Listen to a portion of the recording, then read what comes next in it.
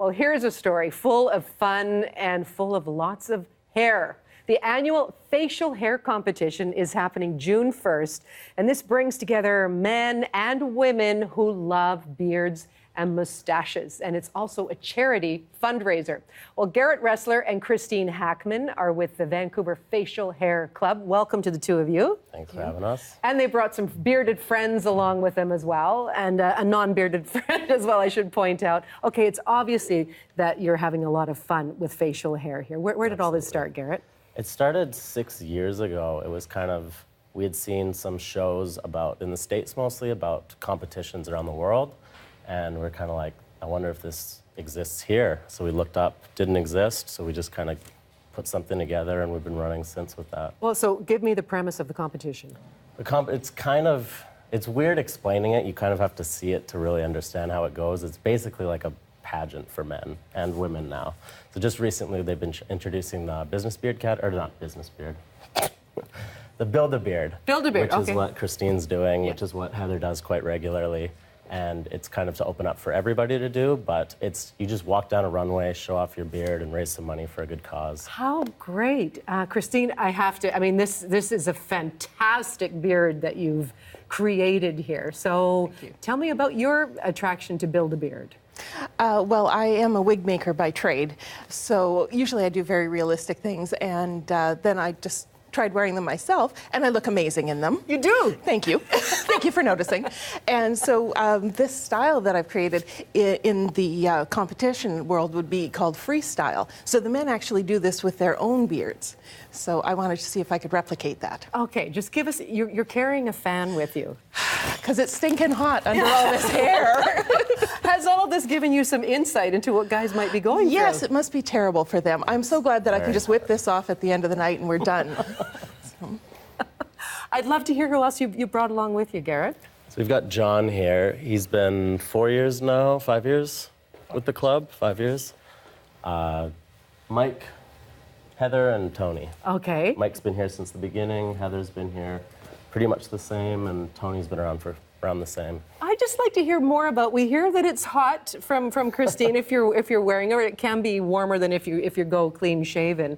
What is the appeal of growing facial hair?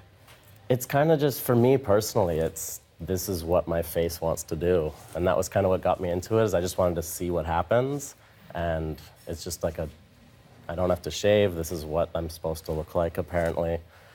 And it's just kind of, it's freeing, it's fun to do, and once you meet the community who's involved in it, it's just a really cool thing.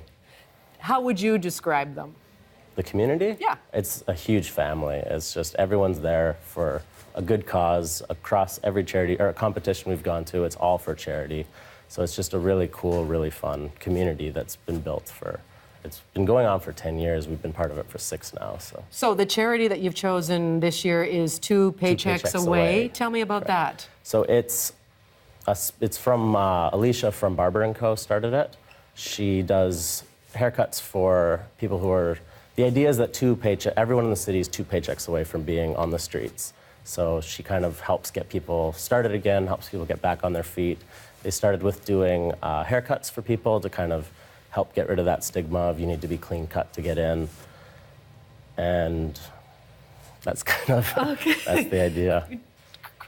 I know that there is still a certain amount of stigma associated with beards. I mean, we're in the hipster era now, so sometimes the bigger the better. Does that help? Is it cool, or is there stigma? It's kind of gone full circle now, I've found. Is when we first started the club, it was weird. Not a lot of people had beards, and you did kind of get that you're rough around the edges look, and people kind of judge you for that. And then it became cool, and everyone was growing them.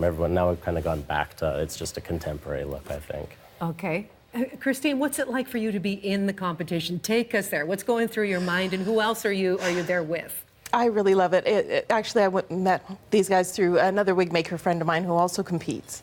And so we also found out about the competitive bearding online and then met these gentlemen. And it's an international thing. I just got back from the world competition in Antwerp, and it's amazing that it's... You did all right over there. I did okay. How did you do? I'm kind of first in the world. So. Yay, Canada! Thank you. But it was great to I lost my train of thought. No, being in the competition, especially the world Sorry. competition, what do you see around you? Truly, it is a fraternity of beardo weirdos. There were over almost 400 people competing in the different categories. It's amazing. You look at these gentlemen, they've got these lovely beards, but there can be anywhere from 17 to 24 categories for men. There's imperial mustache, there's Chinese mustache. The worst one for me is the Alaskan whaler, which is just beard and no mustache. It's kind of Amish. Super gross to look at. Alaskan whaler. But yes, highly popular. Yeah. Yeah.